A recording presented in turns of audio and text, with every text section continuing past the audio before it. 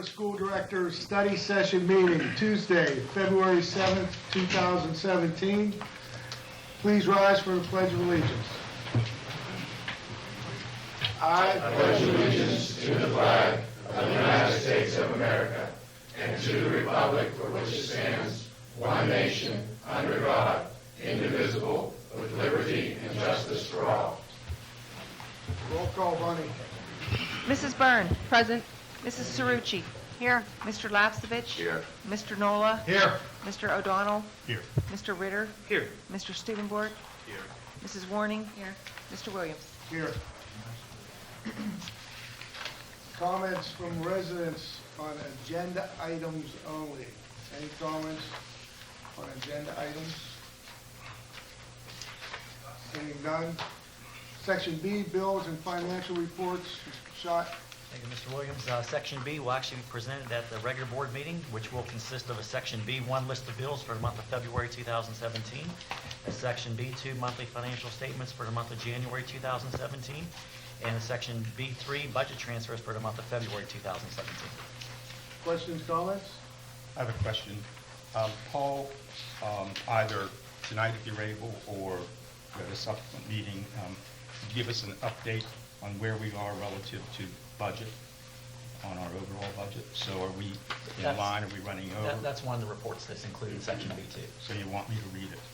But I will say, like, and again, we haven't prepared it as of yet. We're in the process of doing that. But on last month's report, we are, in terms of the revenues that they're coming in, the expenditures, we're looking at right now at probably increasing fund balance a little bit. Again, just from the major items on there. Again, there's still a lot of dust that has to settle in terms of all the actual revenues, all the actual expenditures for the year. That cut me to the quick, Paul, but I will. I'll At the beginning of it, in that section 2, we basically put it on one sheet. Yeah. It gives you the whole.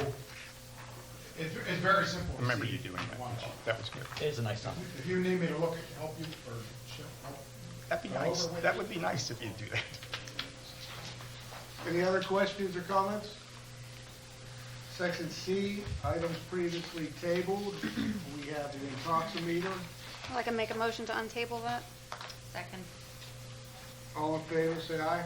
Aye. Opposed? Motion carries.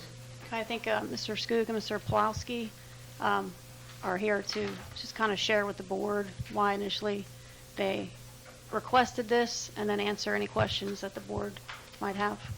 This is for an action item. It's not on for tonight action, is it? Yeah, it is If we agree, I'm I'll not make it an asking. action item. Okay, I was going to let the presentation go on okay, and see what the questions were. that's fine. Step to the podium up there. There's a microphone. What we would like to purchase is a handheld breathalyzer device that's used commonly by police departments. Past practice, it's in most of all the schools. SRO would use it just if there's reasonable suspicion that a student has been drinking. This device that we would like to purchase is set up so we could wave it across an open container or a bottle, and it would detect alcohol in it also. We have an upcoming dance, and that's what our interest is, because past practices, most of the dances had an officer there with a device, a breathalyzer like this one. Very easy to maintain. The only thing down the road that we would purchase for it is straws that they blow into. They're disposable straws. We got it at a price of $515. I think the regular price is $559, and it's available to us. Yes. Is there any training that needs to be? No, a civilian could buy it, officer can buy it. It comes with a simple instruction manual. Turn it on, you blow into the straw, and it reads a blood alcohol content. So if you were at the dance and you suspected a student was drinking alcohol and you used a breathalyzer, what further action would you take? We would call their parents and have the parents come to the scene. If they're not, we'll keep them on the phone and walk them through it and pull the child aside and have them blow into the breathalyzer and then take the child home if they come with a positive. Our alternative is to turn them over to the local police there for processing or to test which way they feel fit. So this wouldn't necessarily result in a charge against the student? We would take do the it student. through our administration, Okay. and we would have a parent take the child home. And I know the answer to this, but I think maybe the public should hear. There are 3 or 4 criteria that you have already been trained on to look for in terms of potential alcohol abuse, Oh, yeah. correct? Okay. Yeah, as you know, most of us have 20-plus years on as law enforcement. Right. And we've been through various alcohol training and substance Okay. abuse training, which we could, only with this device, you only need reasonable suspicion.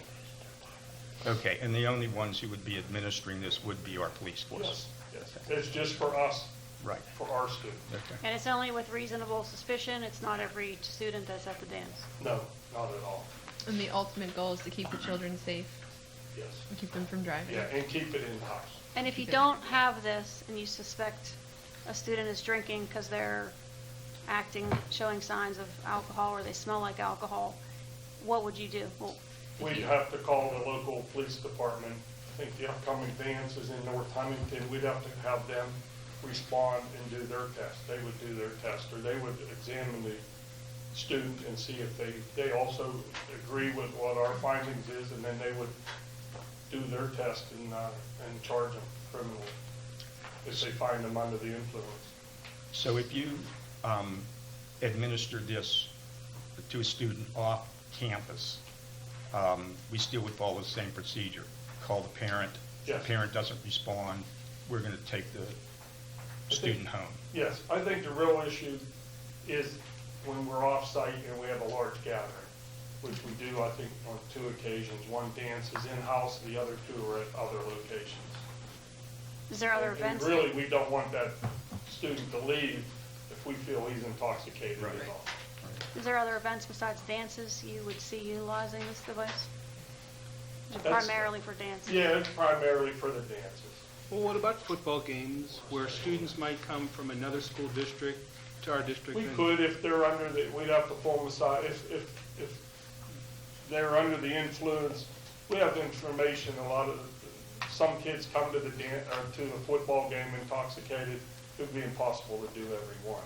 We would never do that. We would have to single them out if their actions showed us that they had influence of alcohol or anything. We'd have to pull them aside and then call their parents once again. And in the performance of our duty, we have to have reasonable suspicion or probable cause that further the search. Probable cause for sure. Mr. Short, does it result in any action by the school district if that comes to pass, their student is found to be intoxicated at a dance? Yes. Okay. The discipline code would be enforced at that point in time. Okay. Within there, there is mention of notifying the authorities, meaning the Monroeville Police, Okay. for a citation. Okay. Do we have to know, they do not necessarily have to get a citation. That would be up to the Monroeville Police. Correct. And then Okay. ultimately the magistrate. Okay. Any other questions? Yeah, I have one question. Mr. Dice sent us a legal opinion today, which I forwarded to the 2 of you and Mr. Key, and there is a list of qualified devices. We would just need you to verify if this device is on the list of legally approved devices. I will do And that. if it's not, make it an appropriate substitute. There's much more expensive devices. That's the most reasonable one that we found, but I will confirm that that device there will conform. There's 3 output sensor ones on there. I do not believe that FST is. There are 3 other ones. And it's just based off of Chelsea said the PA bulletin. This is really a safety issue, and Yes. I think it's a good idea. I agree. We keep it in-house. Kids make mistakes. They do things like that. That doesn't necessarily mean the consequences have to be any more than what we've spoken to. One question. Oh, go ahead, Bob. Would they ever use it during school hours if they would expect someone? We could. We could if there's a student that really stands out among the others being intoxicated, yes. We'd approach the student, we'd take it to the office in a controlled fashion, and our new staff support to the office, make sure it's safety, make sure it doesn't fall in the right. Minimizes the exposure to the other students, approach the principal with that issue, and whatever facility we have as far as testing, then we'll utilize it at his discretion. Thank you. In 99% of these situations, typically the student is forthcoming and/or appears, smells to be under the influence, which negates the use of the device. This is used as a precaution, as it's been done in the past. Sometimes a student refuses to cooperate, doesn't believe that he or she has been drinking. Parents have been notified. They also assert that there's been no drinking taking place. Ultimately, the breathalyzer is given, and it's determined one way or another. When is the dance? February 17th at Strategos, correct, North Huntington. I'd like to make a motion to approve PA device, PA department. Well, I'd like to add to that motion that we make it an action item tonight, given the I'll second. time until the dance. Yes. Motion, second. Take a vote. Bonnie, can we have a roll call? This is just to put it on the agenda for action. For action, this is for action, okay. This is to put it on the agenda. Put it on this agenda As an action Tonight. item tonight. to vote on tonight. Mrs. Cerucci? Aye. Mr. Lapsevich? Aye. Mr. Nola? Aye. Mr. O'Donnell? Aye. Mr. Ritter? Aye. Mr. Stubenbort? Aye. Mrs. Warning? Aye. Mr. Williams? Aye. Mrs. Byrne? Aye. Motion carries. All right, so now it's So- on the agenda, we're at. Can we just vote on it now? Yeah, just- I would like to make a motion that we purchase an approved device that is within the price range of the Alcon sensor FST, assuming that you'll get back to us and confirm the price is near that. And if it's on the approved list and is it within the $500, $600 range, that we will approve tonight the purchase of our security staff Second. to buy this. Steve? Steve, second. Roll call. Mr. Lapsevich? Aye. Mr. Nola? Aye. Mr. O'Donnell? Aye. Mr. Ritter? Aye. Mr. Stubenbort? Mrs. Warning? Aye. Mr. Williams? Aye. Mrs. Byrne? Aye. Mrs. Cerucci? Aye. Motion carries. Section D, personnel agenda. Thank you, Mr. Williams. We have two agendas for you this evening. The first is an action item. There are five items listed. We have two resignations, one for Lorraine Phillips and Michael Mistorovich. We wish Ms. Phillips luck in her retirement. She has served the district for 25 years of service. We also have free employment for long-term substitute teachers as replacements for those persons.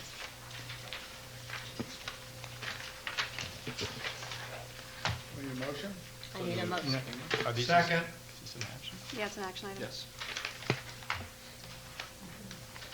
Who made the motion? Pig. Oh, Chad. That is, Mr. Neil Nola seconded it. Roll call vote, Bonnie, please. Mr. Nola? Aye. Mr. O'Donnell? Aye. Mr. Ritter? Aye. Mr. Stubenbort? Aye. Mrs. Warning? Aye. Mr. Williams? Aye. Mrs. Byrne? Aye.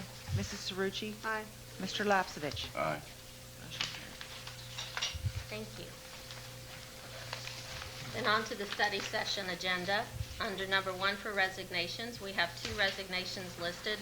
Again, we have a custodian, Mr. Ron Myers, who will be submitting his retirement. He has served the district for 39 years, and we wish him well, but he will be with us for another year.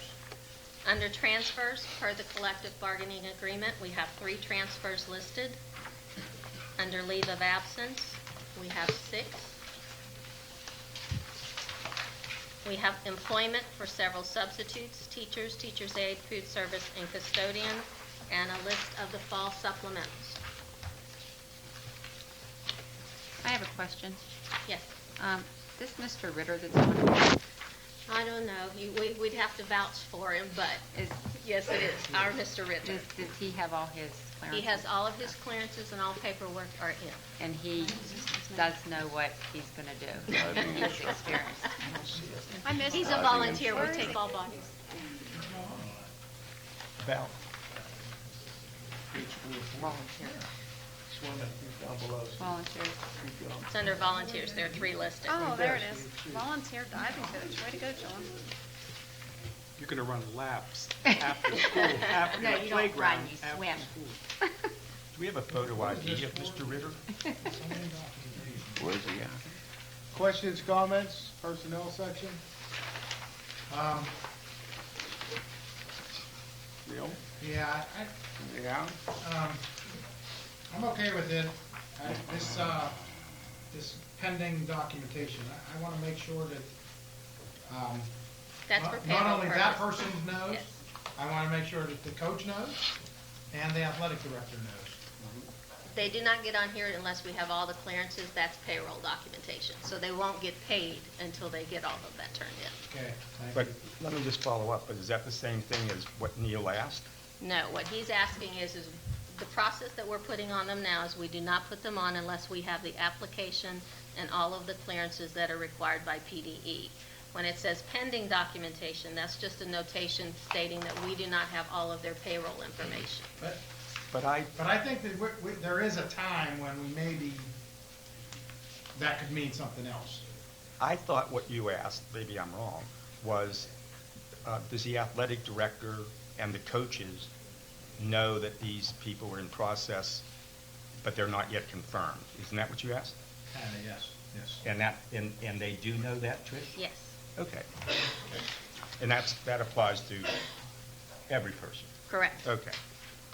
'Cause we have that little hiccup. I just want to make a comment too.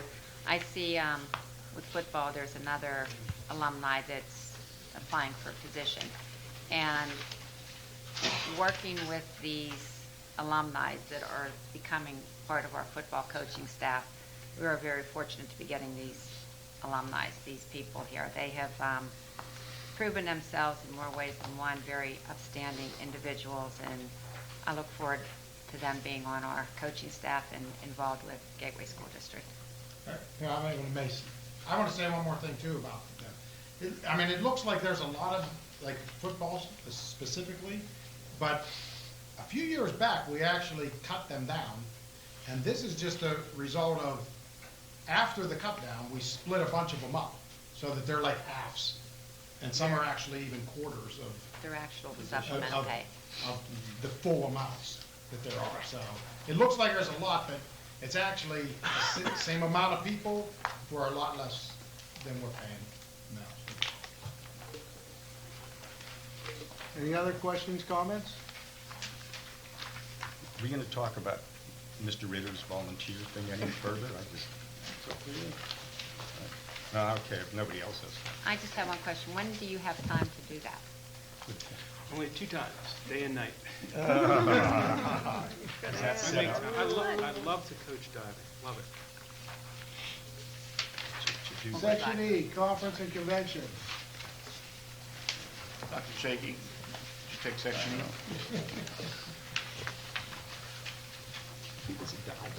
Resolved that the Gateway Board of School Directors approves and authorizes the following conferences and conventions as listed in Section E at the regular board meeting of Tuesday, February 21st. We have several conferences listed, beginning with Trish Crump, the Pennsylvania Association of School Personnel, Kathy Bishop, for current practices for school medical emergencies, and several of our police officers attending basic SRO training.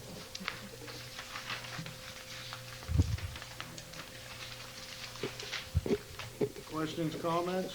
I have a question. What's the difference between the advanced SRO training and the basic SRO training? It is just more geared for instructional, to instruct other SROs. Could you speak over by the microphone? It is an advanced class just to be more of an instructor for SRO training. And to help with the latest trends in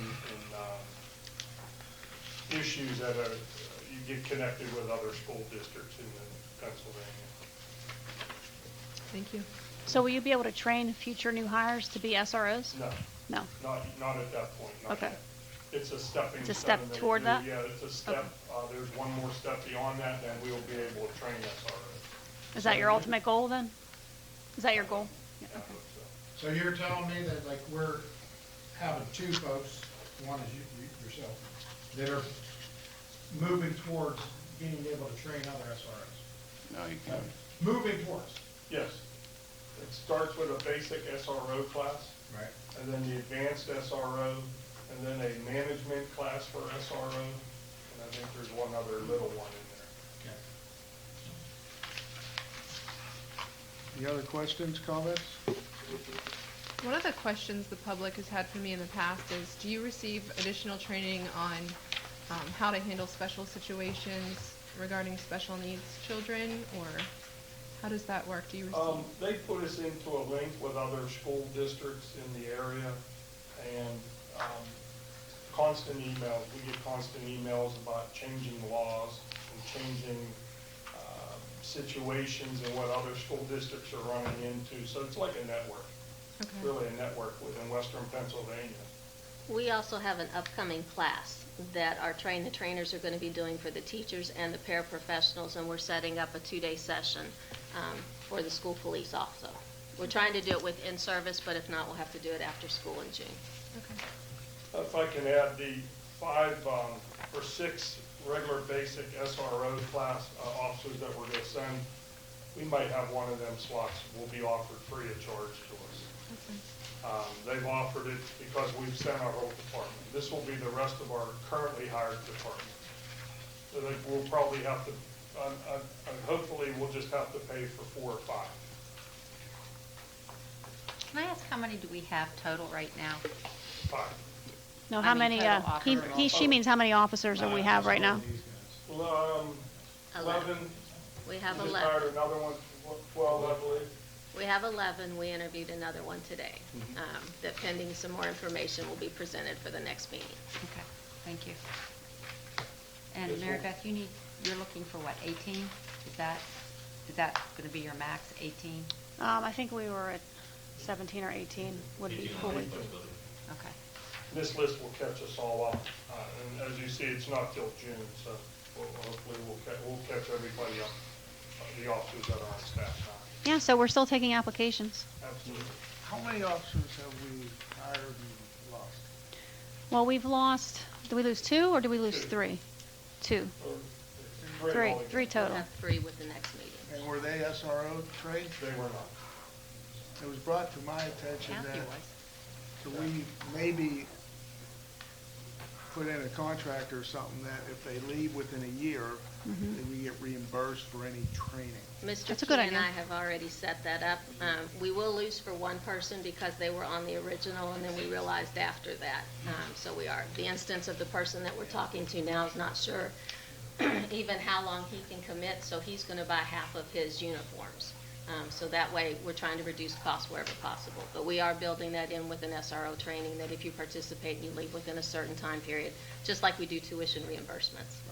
We did it with the bulletproof vest also. They sign an agreement if they should leave, but within a year, they have to pay so much back to the district. For 2 years, it's prorated. How many of the vests have you purchased so far?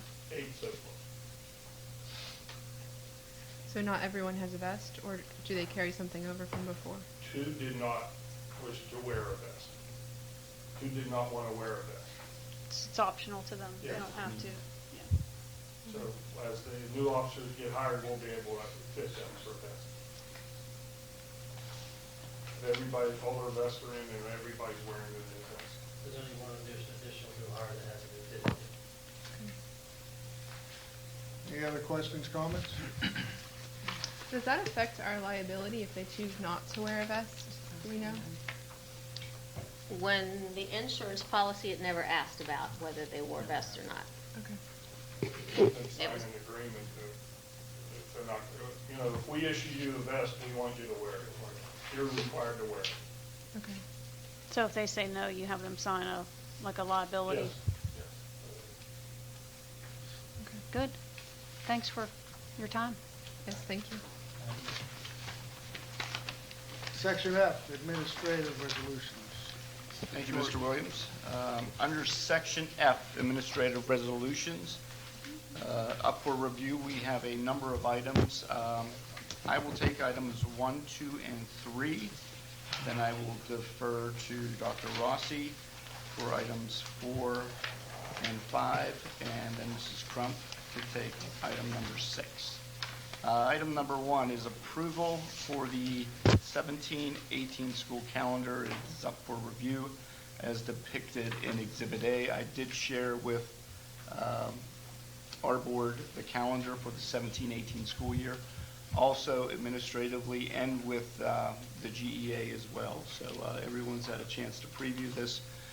No questions have come forward regarding the calendar, and hopefully at their next meeting it will be approved. That's Exhibit A. Item number 2, student teacher. As we continue to move through the second semester, we have requests, this one from Duquesne University for the spring 2017 student teacher assignment for English at Gateway Middle School. And item number 3 is our traditional overnight excursion for the FBLA, Future Business Leaders of America, the competition. And I do want to note 16 students who have advanced will be in Hershey to represent the Gateway School District on April 2nd through the 5th. Item number 4 and 5, Dr. Rossi. For item number 4, we have 4 facility agreements as listed there for you. Item number 5, a district donation received from the Jewish Center of Monroeville. Thank them for that donation. Mrs. Crump, item number 6. We're going to defer to Mr. Schott. That's actually his motion. Okay. Sure. Administration is seeking the addition of 2 eligible positions to the board policy number 713 for cell phones. That's the positions of cyber school coordinator and food service director. These 2 positions were not included when the policy was originally reviewed on there. And so just wanted to include those 2 positions on the board policy. I have a question. The cyber school coordinator, that is a teacher, correct? That is not an Act 93 employee? That is correct. However, that position was in the previous contract. Do we want to start reimbursing some teachers on that? We felt administratively, based on all the communication she does with parents and students with the online issues, that it would be something we'd recommend for. So it's coming from you guys? Yes. She also does a lot through the summer. Yeah.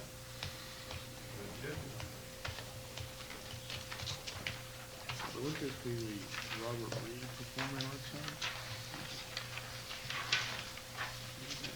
Center? Any other questions? Section F. Section G, resolutions presented by board members. Do we have any this evening? I have one. I just asked, this is really more from a safety standpoint than anything else. We had baseball boosters email us, and I talked to the booster president, talked with Randy Rivesti and several board members as well. They're asking for several additional coaches that the boosters organization currently pays for. And after talking with Randy, his recommendation, which I agree with, would be to provide coaches so that there's always 2 coaches with any traveling team.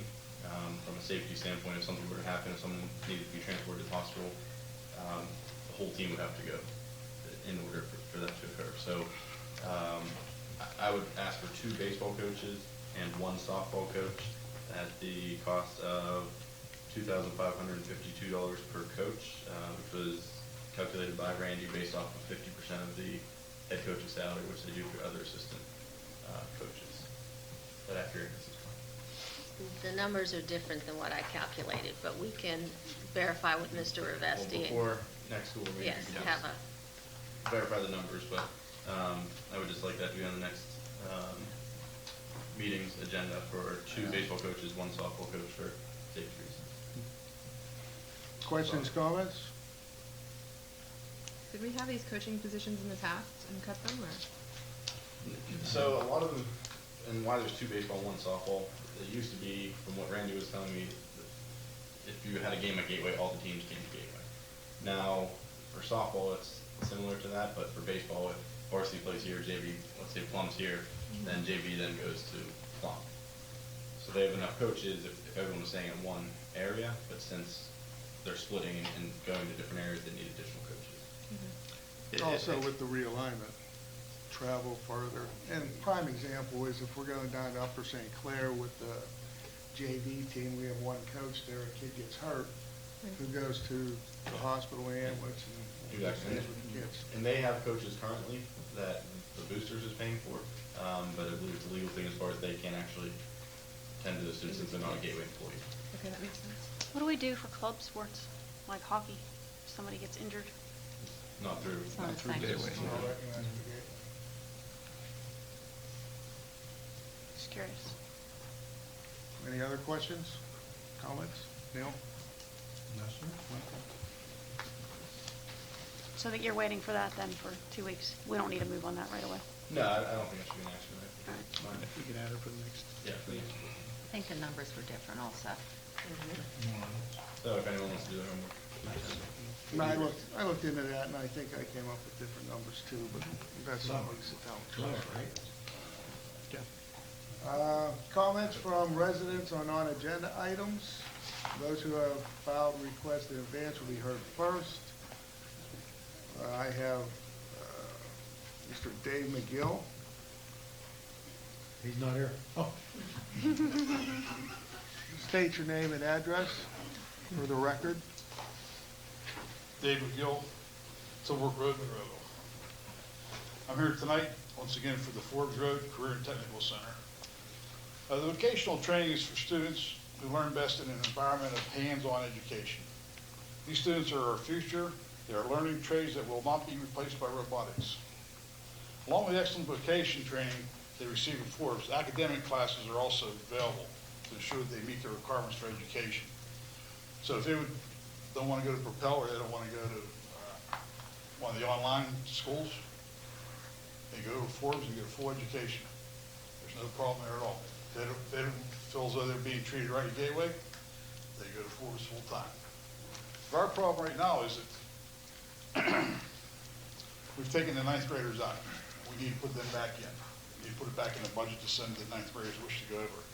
Over at Forbes, we have advanced manufacturing, which is machine shop.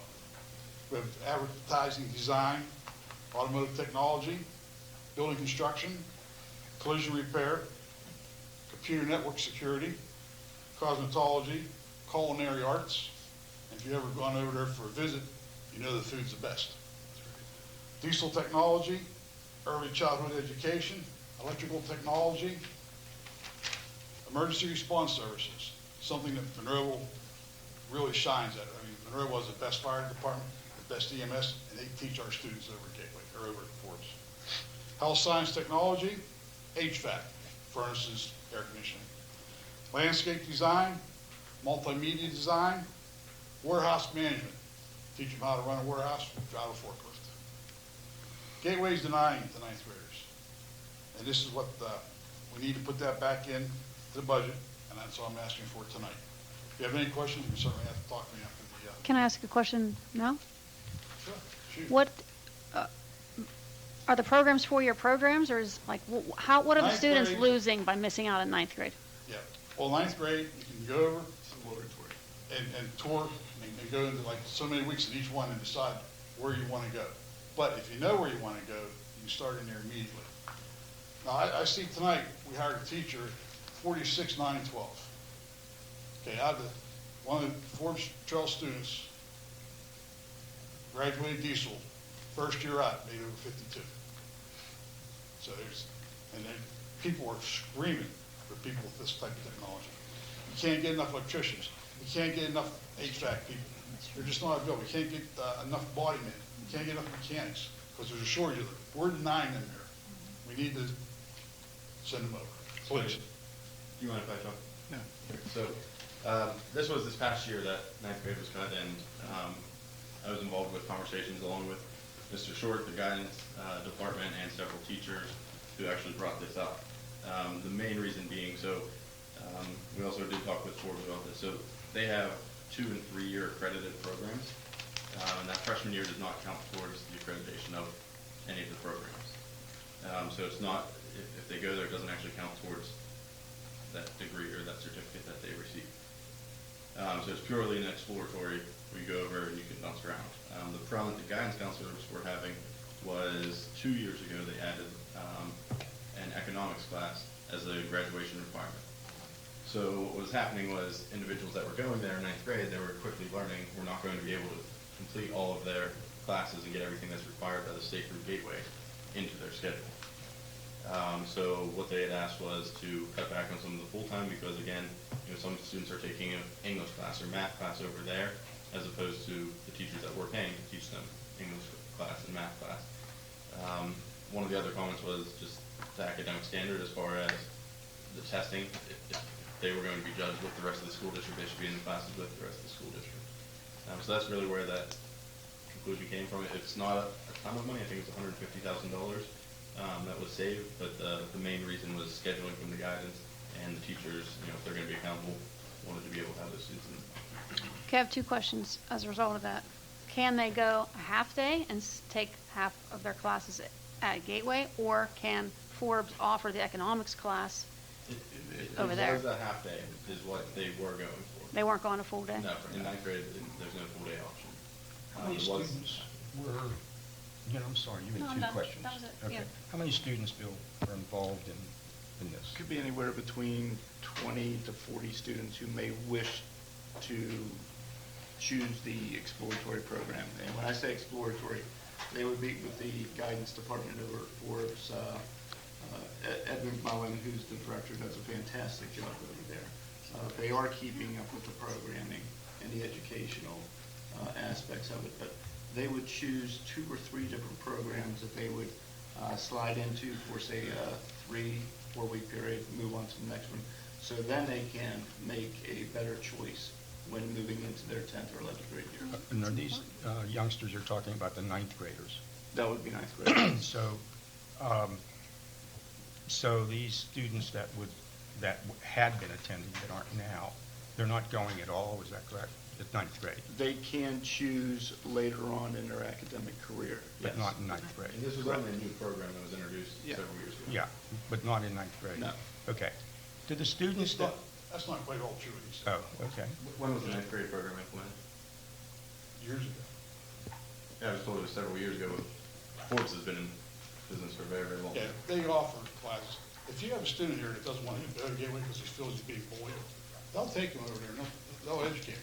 And if it's economics, or you worried, maybe they're worried about the test scores being, we teach differently over there. We teach to the vocational program. Right. So our math is different. Right. Yeah, so yeah, the test scores might be different. If that's what you're worried about, that's not right. But that's not what they're getting in 9th grade. No. In 9th grade, they're not taking academic classes. But, Exactly. it's not true. In economics, I'm sure if you told Ed over there you do economics, he'll teach economics. Okay, so 20 to 40 students, would those students, if they're entering the 9th grade, are they also exposed to the multiple offerings from time to time while they're there, all the things that you went down to?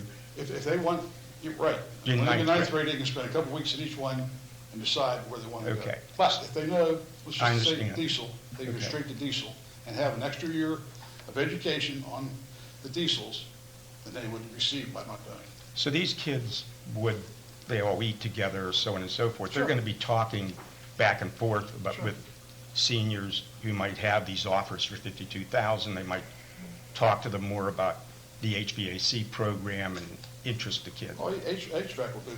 Okay. Anybody takes electronics. Yeah. Or electrical, or HVAC, they're going to go through the roof with the salary.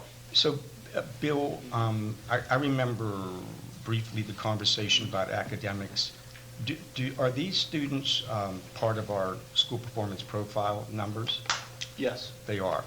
And I guess the basic issue is, do they drive down the SPP score?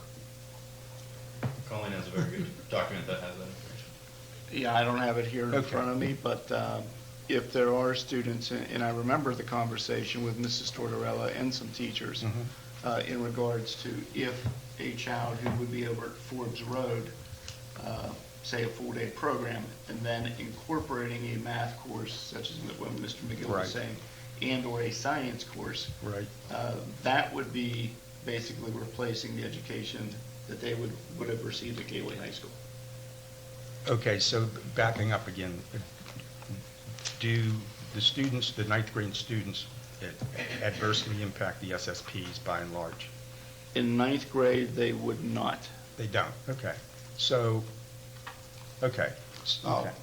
My oldest son went to Forbes, took the program, and he graduated courts, honors. So, yes, they can excel over there. Okay. I thought, I mean, correct me if I'm wrong, that one of the arguments, or the fundamental argument, was that the academic side on the first year wasn't as strong at the Vo-Tech. There was concern about the instruction, say, for an algebra class. Okay. Compared to a Gateway staff teacher who has been in service. Right. Well, why can't they Okay. take a math class at Gateway if it's only a half day at Forbes? They could. Why can't we Becomes a make them? juggling act with the schedules. I just want to make, let me, is there, I think Forbes is a great thing, but maybe for some people, I can envision there's maybe a person that goes ninth grade and then decides it's not for me even, Comes back. and comes back. Is there any chance That has happened. they're behind because they took classes there and not here? Is that, I think that's what we're trying to get to. Like, I don't know these answers, that's why we're asking. A 3-credit course, and part of the issue that Mr. Stubenbort was discussing, the old policy where 23 credits was needed for graduation, we have upped that to 25 credits. So there was a concern with the specific courses that are required now for And graduation. this was brought up by our guidance counselor department and brought up by teachers up at the high school. And I agree, I mean, I think. They're the one losing numbers. Well, I think we should try to work something out. Yeah, I do too. Hold on. I think it goes both ways. I think Forbes wants to gain numbers. I mean, let's be realistic here. You're talking about people earning good money when they left. I completely agree. You know, one of my best friends left for diesel mechanic, and you know him personally, earned over $100,000 right out there. Went to Penn Tech after, made $100,000. The program wasn't offered when we went to Gateway. The program was not offered in that year. This is a fairly new program that was implemented for students to go over there and for them to receive. I have nothing against Forbes. I think it's great that we have Forbes. I think Forbes is better than just about every other Vo-Tech school in the state. But this is purely coming from our guidance department and from our teachers. And I just urge any school board member to reach out and gather some information. Could I just finish up my inquiry? Has the academic concerns, or have the academic concerns at the Vo-Tech school been, for the most part, remediated? We have only had this in place for 1 year, meaning pulling back those ninth graders. So we Okay. would not see the effects of this because the SPP is based off of the cohort, meaning once those ninth graders get through 11th grade. Okay. So I think what I can do to answer your question is take a look at all 11th grade students right now Okay. who have either passed, proficient, Right. or not proficient in Right.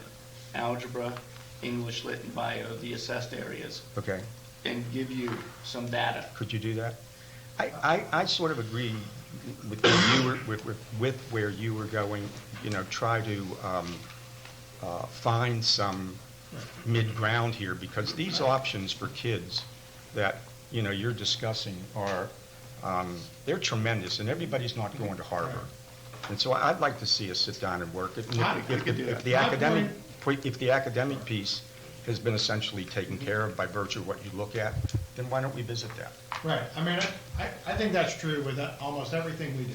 I think that we need to sometimes realize that taking a step back, trying to figure out a better solution, you know, whatever it is. I don't know the answer yet, but I think that it takes a little bit of working, maybe talking to the right people, getting that information. I don't know, maybe they go over there for 2 hours. I don't know the answer, but there's an answer.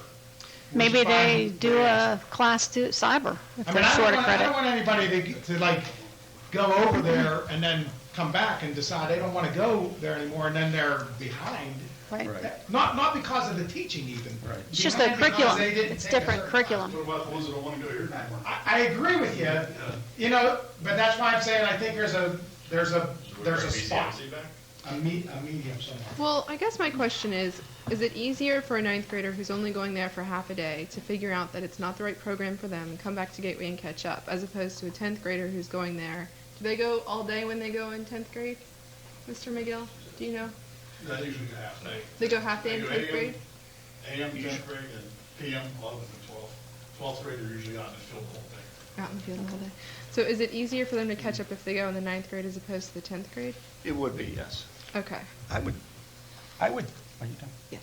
I'm sorry. I would think that, and correct me if I'm wrong, that socialization process that would go on in ninth grade, that would expose kids to, you rattled off about 11 or 15 programs, would expose them to those programs through conversation, whatever, and pique their interest. But we wouldn't, that doesn't happen if they stay here for the 15. We do have tours that are Yeah. provided That's to different than an middle school exploratory students program. I think, moving up yeah, towards. that's a But good thing. I would encourage board members, if you have not visited Forbes Road Vocational School, to go over.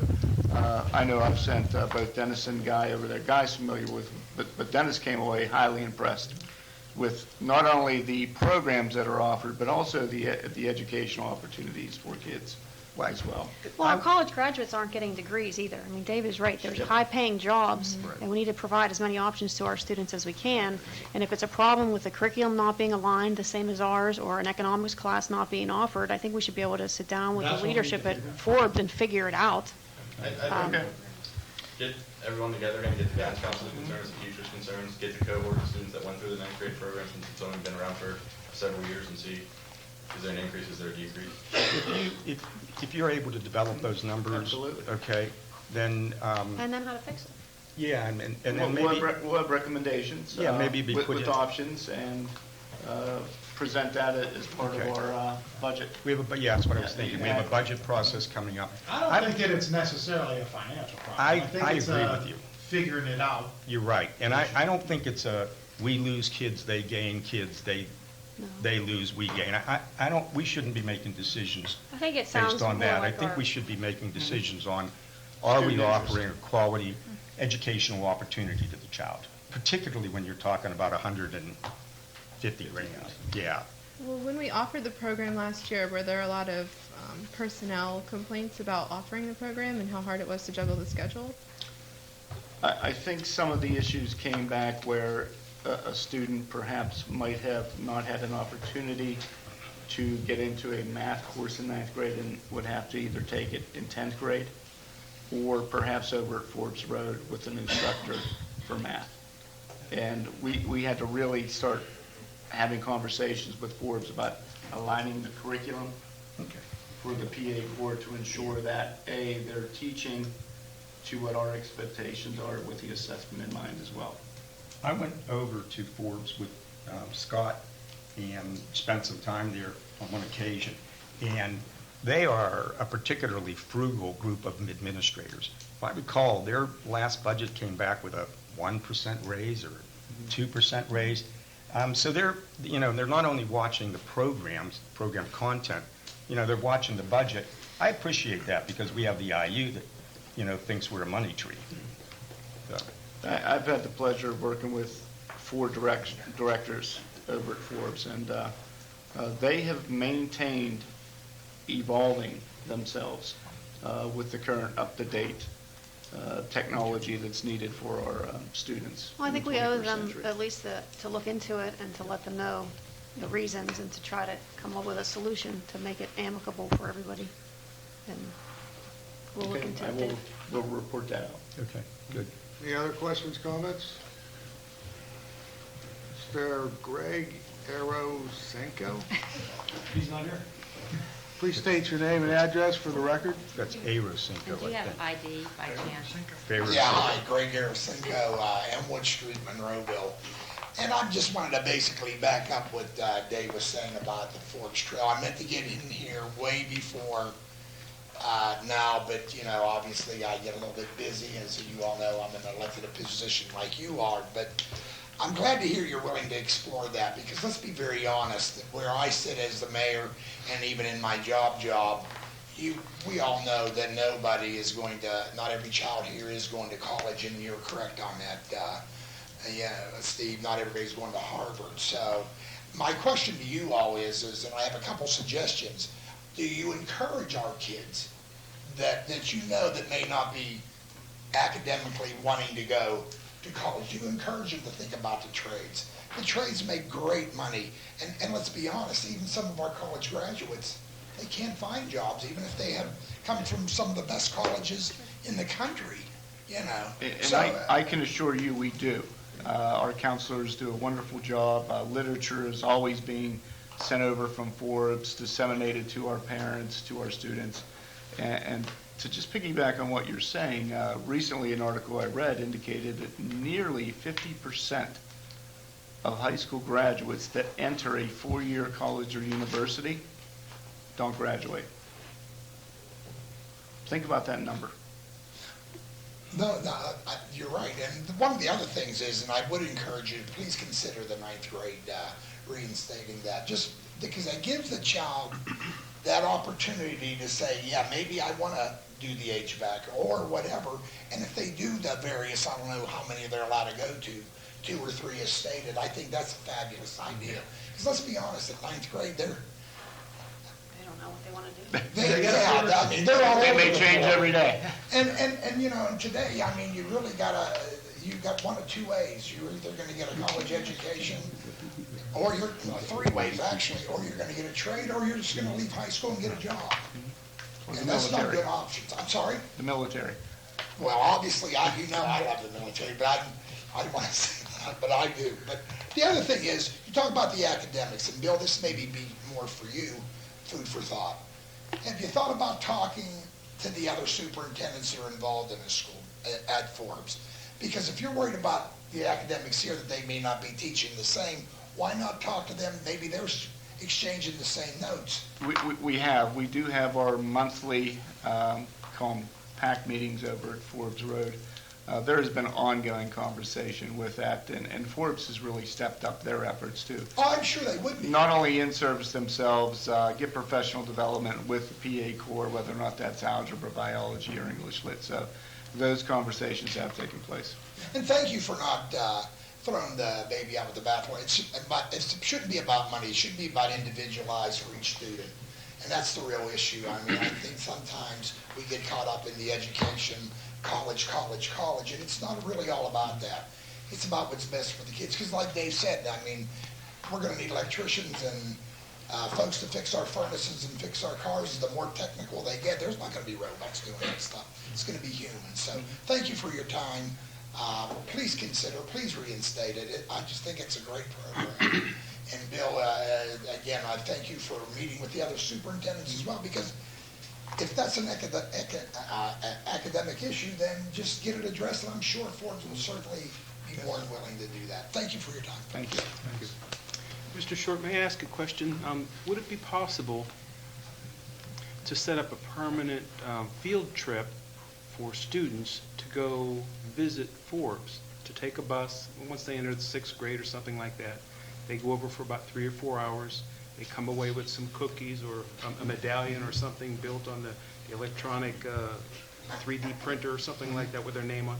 So they get to walk around and see all these fabulous protocols that are out there, so that they have a year or 2 to think about it, so that when they go into 9th grade, they have to decide where do I want to go. They can remember they went to Forbes, what it smelled like, what it felt like, how exciting it was, the colors, the layout of the building, the teacher, the staff over there. But to not have that field trip and to be asked the question, do you want to go be with your friends in 9th grade that you've been with for the past couple of years, or go to some brand new place you've never even been to called Forbes? They won't know what it is. So it might be a good idea to permanently set up a field trip so that every seventh grader goes over for 2 hours. And Bill, they do that in seventh grade, correct? And Yes. I think Do they? Forbes comes one day and does a part of the job fair. Yeah. And then they also do a field trip over there. Forbes has done a great job with that, really do. It's kind of reciprocal where they do come into our place, but also we send over students on a field trip. Is it all the students for a given grade or the ones who elect to do it? My understanding, I believe it's those who select to go over. I may be wrong, but I can find out for you. Yeah. Okay, the other thing is, I also went over... Dr. Rossi has a comment? Well, I was just going to follow up on that. Last time Dr. Chicky and I were there, we approached, was it Ed, about McCullough. hosting a STEM challenge for fifth or sixth grade students, and inviting local districts, the 3 or 4 local school districts around here, and have the kids go out there for a STEM challenge. So we're kind of in the pre-planning stage of that, but it's a way to get the kids to Forbes, but also to have the Forbes students work with our students as well, designing the challenge. I also took that tour, and it was fabulous, and I thought of an idea. I went to one of the council meetings where we have a problem identifying the residences when ambulances show up and they have to find a certain address, and you can't see it because there's no placard up there that displays. Right, or if it's painted on the street and it's snowing, you can't look down and see which address you are, and sometimes seconds matter. If there's a fire, if there's someone not breathing or something. So I asked the folks at Forbes whether they would be willing to create some sort of a placard and say, 206 or whatever it is, Main Street, as created by the kids at Forbes Road Career Technical Center. They thought that would be wonderful. They could do it in iron, they could do it in wood, they could make it light up, they could do it in any way we wanted, but we have to have someone manage such a project. And the more and more we got into it, we thought, boy, this is very difficult to do. So there's willingness to do it. So if anybody in TV land wants to take on a project that would help save lives and give students a project that would really help the community out, we could create a website where this could be sold. Perhaps the money could be funneled back into the Forbes bank account. I don't know. I'm not good with these kind of things. But what I'm sure. Might want to do that. If they're really Would you willing to state do your that, name, I've just got a address? suggestion. I know who I am. Joe, at any rate, though, you might want to maybe go with 1 or 2 board members and talk to the fire chiefs in other communities. I know the fire departments did that. I mean, I don't know who made the actual placards for that, but I think, and I'm not saying they would. I don't know if they would, but that would probably be a good place to start if they can. And what about funding? Would they be willing? I don't know. I can't be concerned about that, but whoever would set up the project, they would have to think through all the different barriers and come up with solutions. But they such as would be funding. willing to do that, is what you're saying? Yes. Oh, yeah. Yes. Maybe, Bill, just maybe have them, talk with the fire chiefs. I can do that. Thank you. Thank you, John. Nancy, yes. Nancy, you wish to speak? Yes. You're out, kid. No. Did you bring that? Oh, that's what you just said. Yeah, she said the mic, huh? Good evening, I'm Nancy Lopsovich from Monroeville.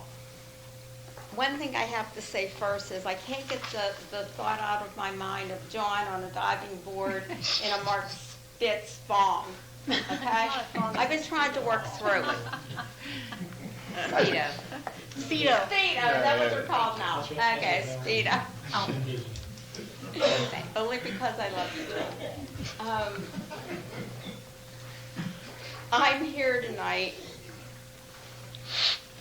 but I have to say first that I'm very disappointed at the citizen turnout over the things for the last few days that had happened in the district.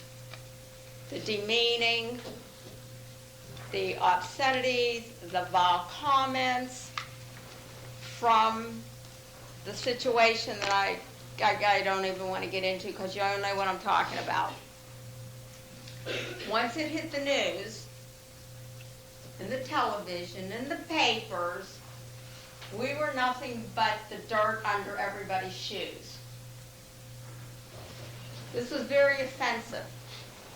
In particular, to Mr. Short, our superintendent. I can't read in public the texts that were sent around, in particular, again, what Mr. Short had brought, what he was called, and what he was told to do with it. I'm called for. So I'm looking around tonight, where's everybody? Were they hiding behind their texts, their anonymous phone calls? They had a problem a week ago. It had something to do with all of us. The board members, when you attack my district, my superintendents, my board, their families, my husband, and myself, I get a little mean over that. And I get very disappointed that all those ones that did it aren't here. We know people as a whole have memories as a gnat. It's about as much as they can think.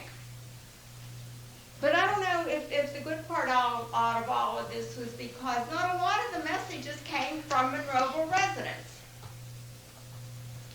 They came from out of the district residents. They're not even here. So since my time's ticking, all I have to say to the residents, and I'm not chastising the board one bit, because they are doing their jobs with the policies, with the education, with the students, as they always have done, with integrity, with transparency, and with the truth. But what I have to say, if you're not part of the solution, you're a part of the problem. So if there's anything or any problems you may be out there in TV land thinking about, come here and sit. Ask those questions. Talk to these people. I'm sorry, but that's all I have to say. Thanks, Nancy. Thank you, Nancy. Which was an awfully short. Anybody else wish to address the board at this time? I think Mr. Oliver signed it. Please state your name and address for the record. Victor Olive, 118 Bel Air Drive. I'm here tonight to add to that. My nephew was coming to the district. My sister is also a graduate of Gateway. Was living in Verona at the time, and they elected to come back to Monroeville. They were buying a property, going through the process. It took some time to no avail with underwriting and mortgage brokers and all those other wonderful people involved. Mr. Dyche, understand that. The fact of the matter was that those parameters that he had to go through in order to get here. And the question always comes up, was he athletically involved? Was he going to be an athlete in the transition and all the, and Sammy wasn't any of those. He was just coming here because they wanted to get to the district.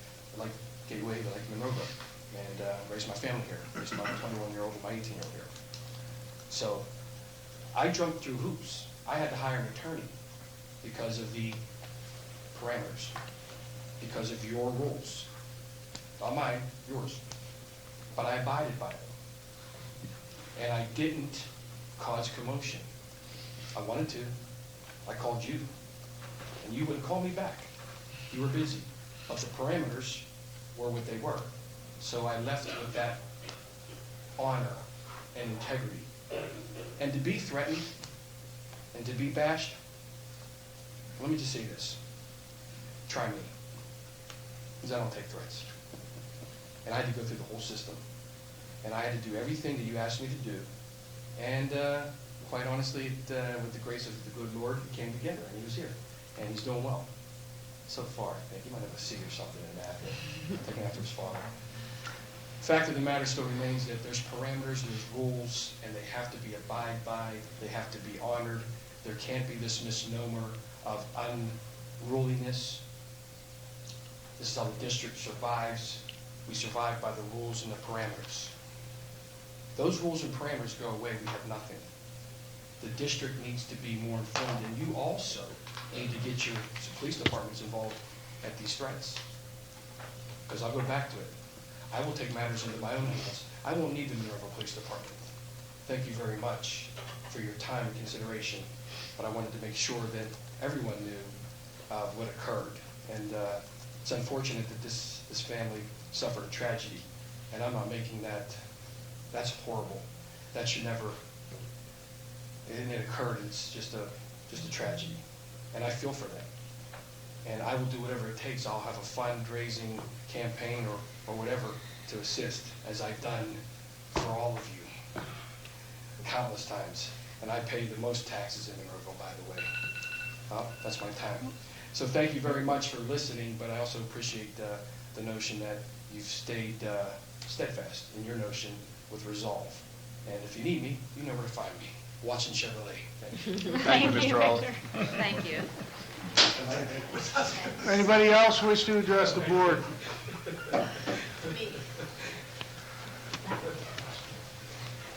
Seeing none, let's go to our reports. Mr. Short? I have nothing at this time. Mr. Jakey? Nothing at this time. Mr. Rossi? Nothing at this time. Mr. Schott? Nothing further, thank you. Mr. Crump? We are accepting applications for school police and all substitutes, especially if you know someone with a special ed certification. Mr. Rowley, Please are you have them interested? contact us. At this time, I'm going to Okay, okay. If you change your mind, you know where to find us. That's all, thank you. Mr. Dice? Happy Valentine's Day. Aw. Mr. Stubenport? I'm still gathering my thoughts. If you don't mind coming back to me. Do you want to do me first, Daddy? Mr. Nola? Sure. I just want to say, look at the nice from our young students here in Ramsey and University Park. Isn't that unbelievable, actually? Every month or whatever we change these, it's actually phenomenal. When you look at these up close, at all different ages, it doesn't matter the age, it's actually phenomenal, some of these. So I encourage everybody to look at them. And also our teachers who Oh, are able yes. to see Mrs. Severson. Mrs. Severson. Yeah. Yeah. Which one did she do? It was the instructional piece. The middle one.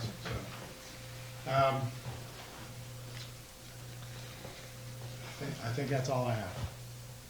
Mr. Lapsevich? Thank you. What I have to say is not a roast or it's not to hurt anyone. First, I'd like to say that as a board, we can only do our jobs with your backing. So I thank all of you attending tonight, whether to showing your support or your disagreement. It's been a trying few days, not only for us, but for those who are involved. I myself tend to follow my heart, which sometimes gets in the way of my facts. Policy and why I am here. Our board as a whole sets and maintains past and present policies for the district, forecasting foremost on the students and the education. I assure you, this board and our predecessors have never taken this job lightly. If there's any doubt in anybody's mind that we're not taking our job seriously, the district or our students seriously, then it's time to sit down, have a cup of coffee, and bring everything out in the open face to face.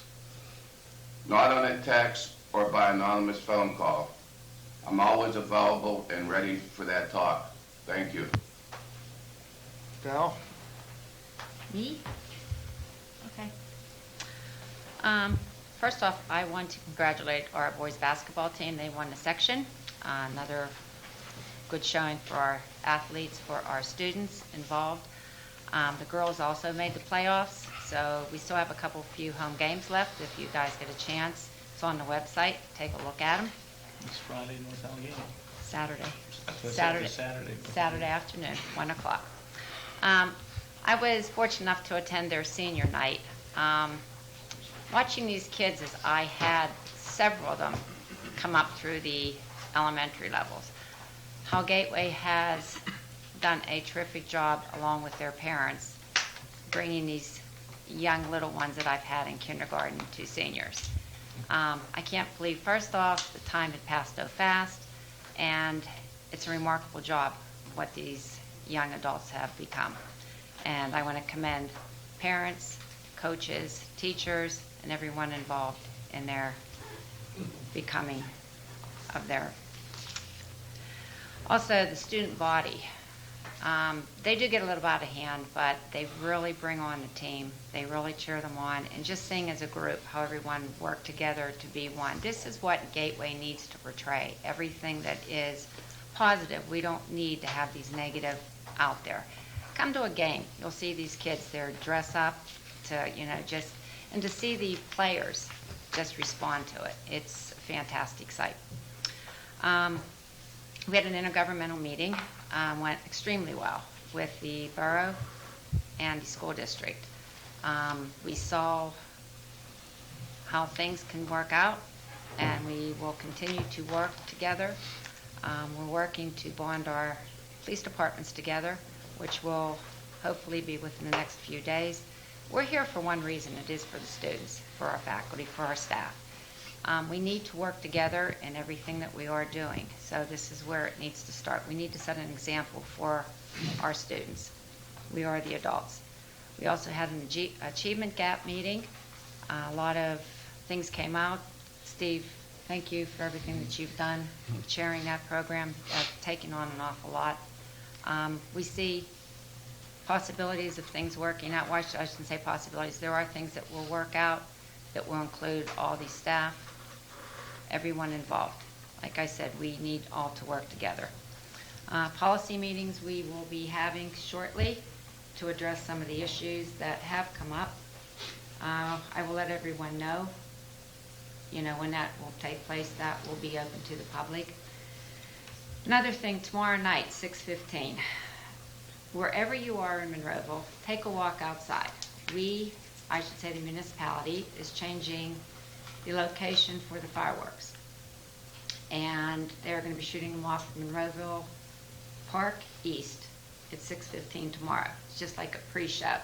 So wherever you are, living in Monroeville, give a call to the Parks and Rec Department. Say, I saw it from St. Bernadette's, I saw it from the student parking lot, wherever you are. So we know how far it's reaching people.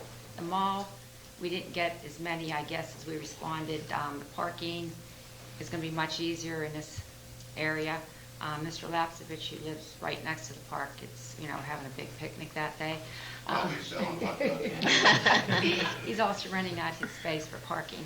But no, we would appreciate everyone, taking a look. And again, 6:15 tomorrow, take a look out. Val, let them know that if they're shooting 250 feet higher because they moved to the park, so should get better.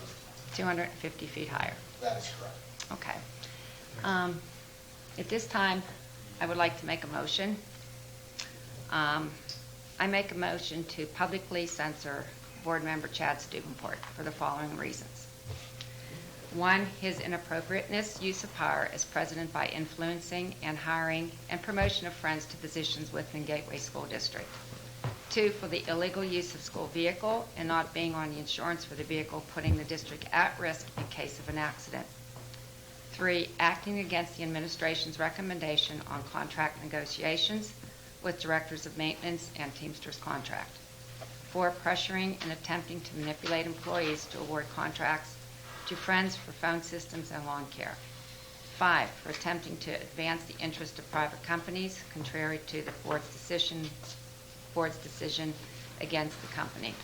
6, using a district vehicle to pick up a presidential candidate who was supposed to have signed a waiver, and in fact no waiver was ever signed. Using the Gateway CSE PTO Facebook to raise money for private gain. 8, using disgraceful and demeaning language to board members in executive session. 9, using the public and social media in an attempt to force the board members to reverse their decision on policy matters. 10, using the Gateway School District and Educational Institute to further his political agenda. 11, ongoing efforts to disrupt the relationship between Gateway School District and the municipality of Monroeville. 12, and otherwise ethical behavior. I am requesting that a public censure against Chad Stubenport be placed in the minutes of the Gateway School Board meeting, and would request the board president remove Chad Stubenport from the following committees: the Policy Committee, the Negotiation Committee, Security Committee, and the COG. Furthermore, I would request the President direct that Chad Stubenport be no longer able to speak publicly for or against the school district. I would request a motion second on this. I second it. Questions, comments? I have one just quick one. I thought we were supposed to try to get along. Here's how this started, actually. But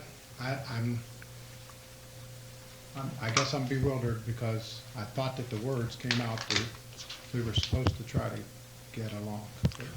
I have a comment and a request.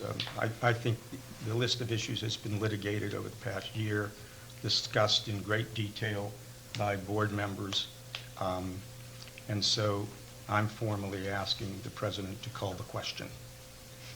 I would request that we table this because I had no idea you were presenting these. And if you expect me to vote on 10 chastising items within 3 minutes of hearing about it, I don't think I can do that. I wouldn't expect anything else but to receive any information last minute, but I would request from the solicitor. Well, there's a motion to table on, and I don't think there's Is there a motion to table? Is there a second to table? Okay. Second. Now there's no debate. No, there's no Roll call vote. Table? On the table. Mr. O'Donnell. No. Mr. Ritter.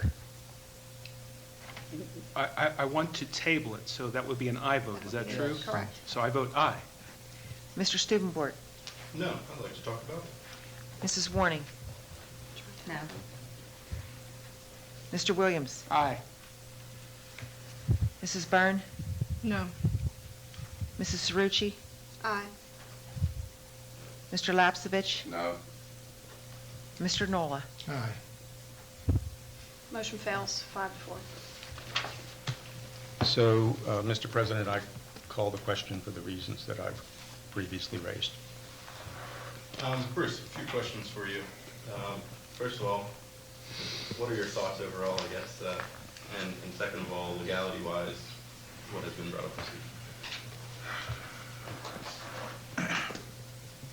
I've been doing this more than 2 weeks. I've seen a censor once before at a municipality. In Pennsylvania, as opposed to some other states, the censor is really a term of art, a term that describes feelings of, and if you look up the definition, you'll see that it's a public rebuke. It carries no other legal weight. Certainly no one on this board can remove a board member from the board. Only a court can do that after just cause is shown. But my thoughts are that there's been a motion and a second to public rebuke, or a public rebuke being put on the record. As far as removal from positions, committees, I think that's up to the president of the board. I mean, that's what we've followed in the past. The president of the board makes those appointments. He either chooses to follow the request or not follow the request.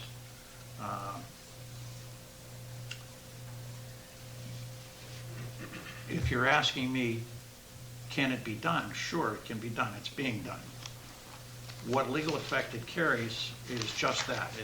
It's a public rebuke, and nothing more can be said of it other than it'll be in part of the minutes as Ms. Warning has requested. So I don't lose my birthday or anything? You still stay the same age. So my call for the question, and I've called the question. Roll call vote, Brian. For what? Is there a second? Wait, what's the motion? She made a motion to She made a censor motion to all censure those 12 on those 12 points Mr. Steubenvort, and that's on the table for a vote. And this closes our It closes ability debate. to talk about it. Correct. Well, no, it doesn't. It closes it? Yes. Do we need a second? No. No. It's just a call for the question. He's indicated he asked for a roll call. The only way that No discussion? No. there's no discussion. If this board is unhappy with that decision, you have to make a motion to continue discussion. I'd like to make a motion to continue discussion. Okay. Now you take a vote on that, and there's no discussion on that. Okay, Neil, you made the motion to continue the discussion, and Chad second. Chad second. Okay. I'm Roll sorry. call. Bear with me. Mr. Ritter. Aye. Mr. Steubenvort. Aye. Mrs. Warning. No. Mr. Williams. No. Mrs. Byrne. No. Mrs. Cerrucci. Yes. Mr. Lapsevich. No. Mr. Nola. Aye. Mr. O'Donnell. No. Motion fails 5-1. Okay, the vote is to be called now. A roll call on the original motion to censor. Hang in there. Okay. This is to censor. Okay. Mr. Steubenvort. No. Mrs. Warning. Yes. Mr. Williams. No. Mrs. Byrne. Yes. Mrs. Cerrucci. No. Mr. Lapsevich.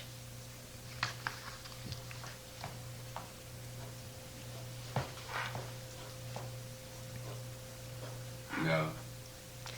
Mr. Nola. No. Mr. O'Donnell. Yes. Mr. Ritter. No. Noes have it. No censor. 5, 2, 3. I'm missing a vote. 1, 2, 3, 4, 5, 6. What's the vote? 6, 3. 6-3. 6, 3, no. So Steve Steppenbow, voting for the censure. Bell, do you have anything else? Not at this time. Cerrucci?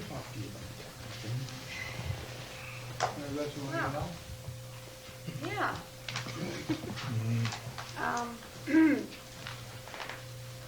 So, I have some comments regarding the last week's events. I'll try to be brief, just really brief. Well, Nancy got up and spoke about transparency and truth.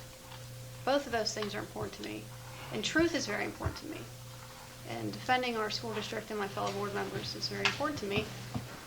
There have been times when Chad and I vehemently disagree on things, and I showed him support tonight. So I stand with my board members on a lot of things.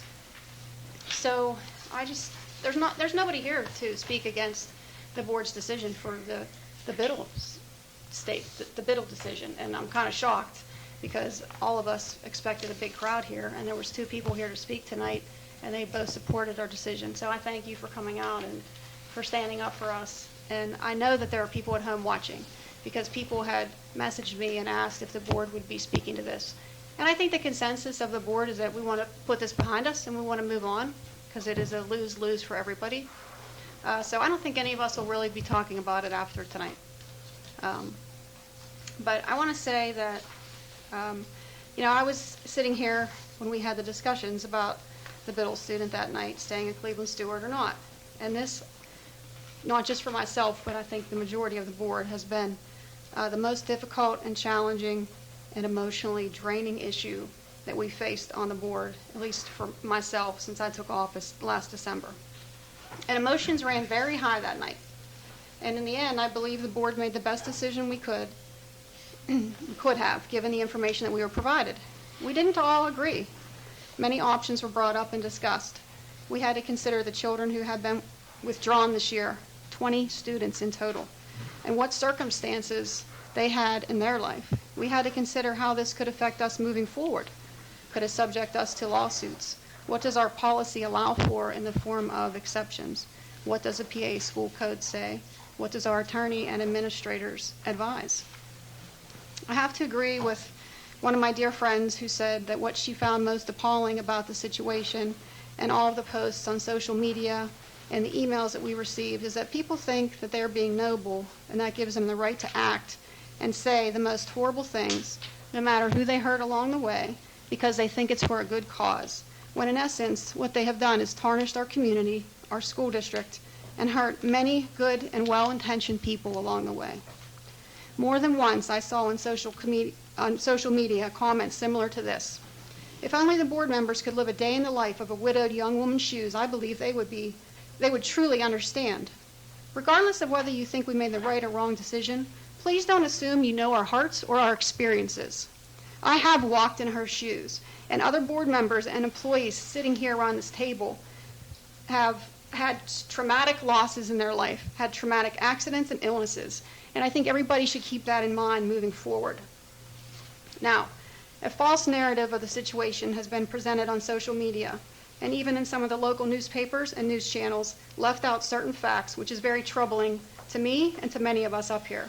So before we put this behind us, I was asked to provide a timeline, in essence of transparency, to correct some misinformation. Now, early January, Mrs. Jovanovich, who works in admin, sends out information to all multiple occupancy affidavit parents to require them to update their residency status. On January 25th, a parent called to update Mrs. Jovanovich with her own required proof of residency.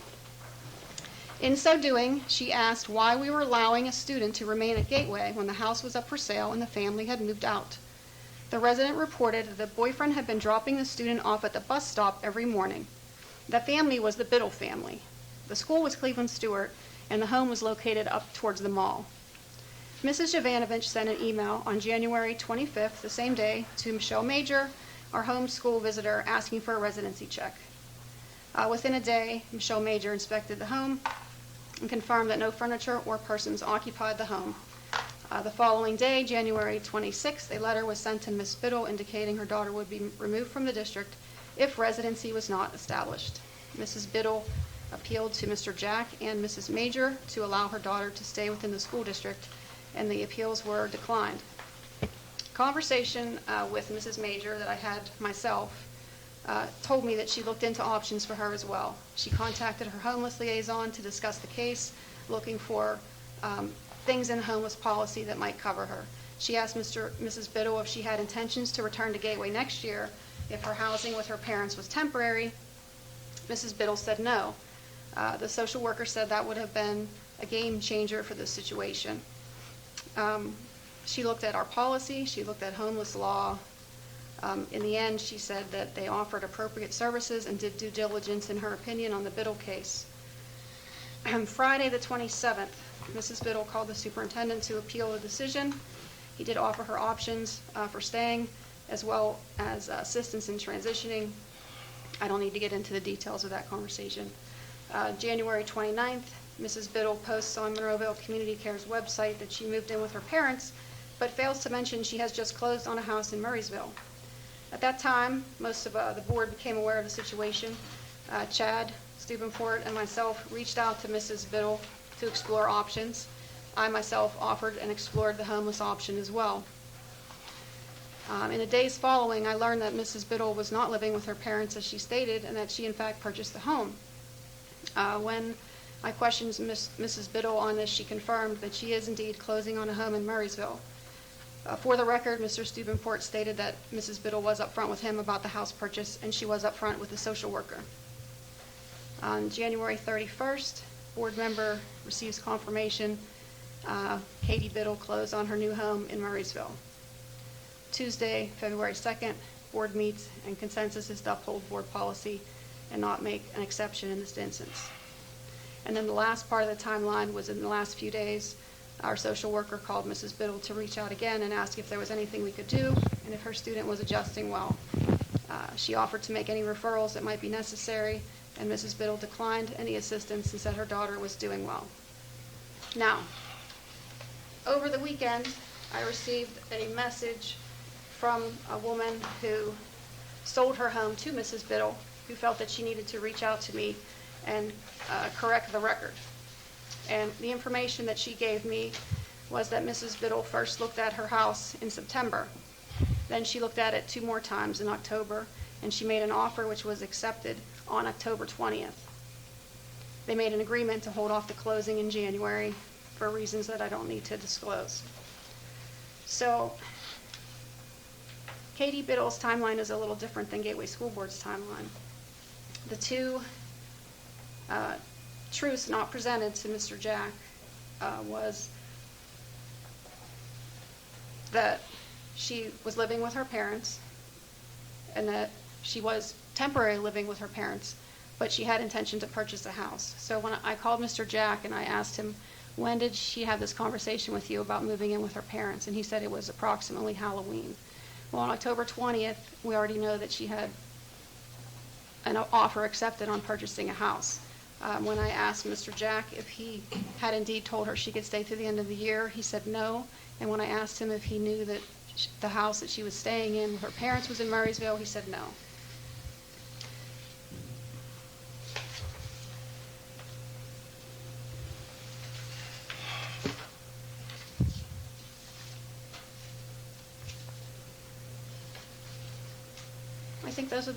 I think that's the end.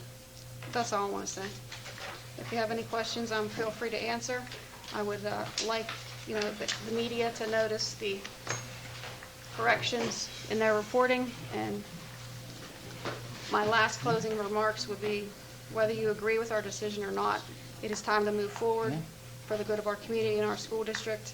And if we could do one thing, I would suggest that our school board policy committee investigate whether our policy is too stringent, whether we should look at revising our policy or not, whether we should consider revising our residency issues, or whether we should consider tuition. But that can't be a hasty decision. But I think if there's something good to come out of this, it would be, for us to take a good hard look at our policy and look at the good and the bad, the pros and the cons of any modifications. And if we decide not to modify, so be it. If we decide something needs modified, then we can make those appropriate recommendations. Thank you. Mr. O'Donnell? I have a couple of things that I want to raise. First of all, we had a great GAP committee meeting. All the board members were there. I appreciate their involvement. I appreciate the questions that were raised, and I walked away with a real sense that we were going to be able, to develop a program that would, in fact, focus on closing the achievement gap in our district. This has been an effort that has been ongoing for quite some time, and I felt really, really good about the board, in particular about Neil's comments about looking for a program and that would move in that direction, and talking about a certain amount of money that he was willing to consider. I just think these are important moves forward. So I thank everybody for that. Secondly, in front of you there are 3 lights, a wall pack, a lamp that fits on top of poles, and a spot lamp. And these are the lamps that are going to be bid over the next several days. We'll start that bid process. But I want to talk to you a little bit about why these were selected. The selection of the Hubble, and these are Hubble lights, versus, say, Rab or Cooper, was explored by Mr. Brown in depth. He was not happy with the Cooper product because the quality was not up to the Hubble standard. They're debating Keller. Okay. RAB and Hubble were both well-known in the commercial industry. Hubble provides more lumens per watts. These are issues that we went over in some detail with my committee. Also, the lumens, obviously, an increase in lumens means an increase in visibility. They come with a 5-year manufacturer warranty with an option to extend the warranty at an additional cost, which we'll discuss as we go forward. The quality product that we're recommending and we're going to bid on is widely used throughout the commercial industry.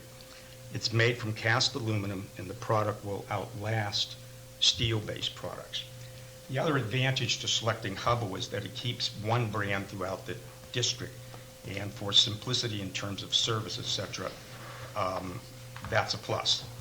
We'll be swapping out about 313 fixtures when all is said and done. In some areas, we are reducing the number of fixtures, and in some dark spots, we are adding fixtures, obviously, to light them up. We're adding 8 additional fixtures in total, and I don't think I need to go through the list, but it's at Evergreen and places like that.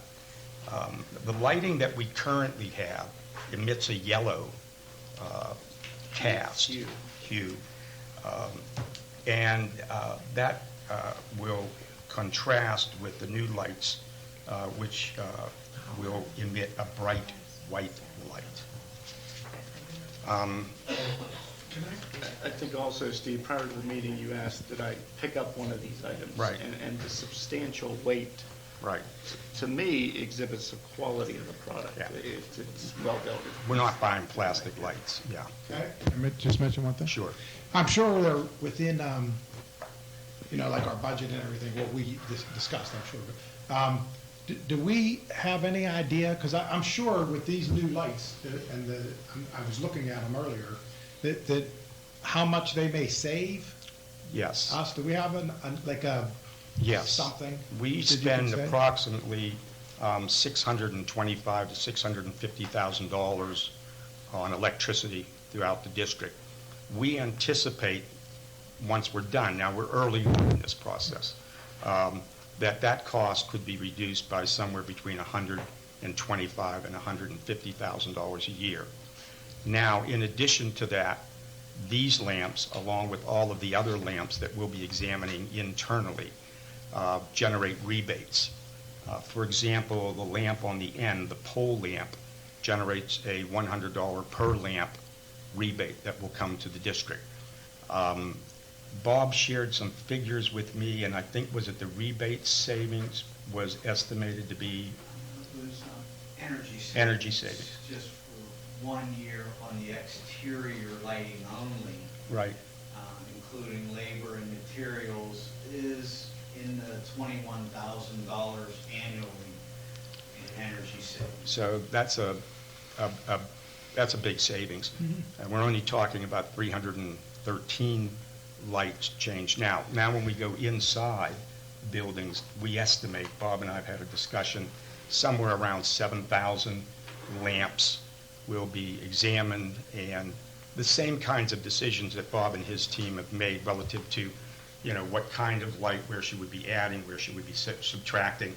Are the fixtures that we're buying, or the light bulbs that we're buying, applicable for, or will they receive rebates?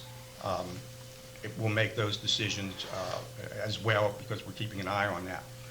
Bob's done a great job on this. This is not an easy task, particularly when we get into the $6,000, $7,000, $8,000 count on lamps.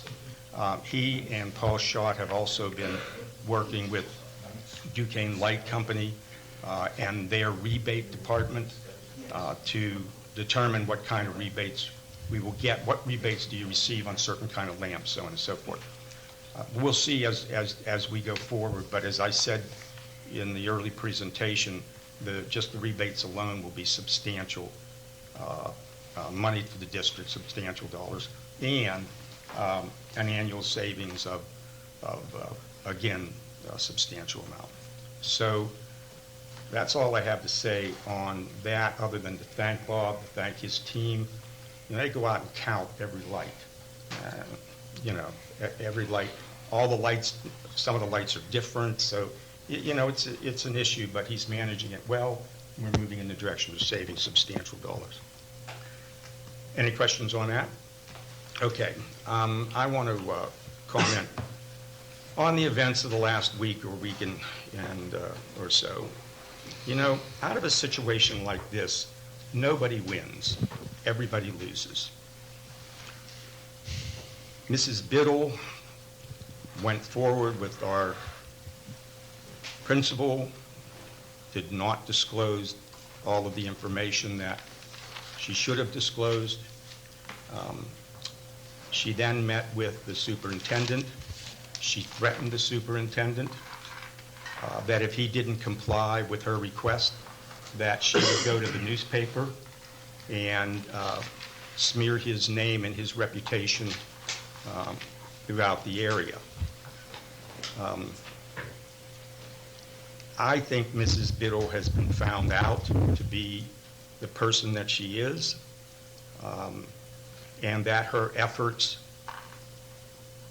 which did not succeed, were designed to commit a fraud on this district, to take services from this district that were not permitted. Next, Mr. Stubenbort jumped into the mix and unfortunately fired the oven even more.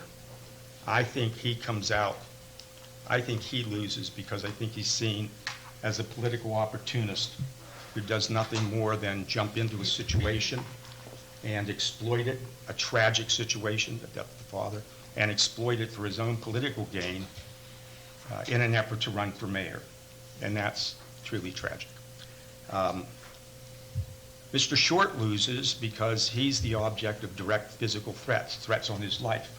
These are the collateral damages that occur when board members and individuals from the community choose to take the steps that they took, perhaps without recognizing that the impact, and in this particular case, the impact on Mr. Short was terrible, absolutely terrible. Didn't they think about that?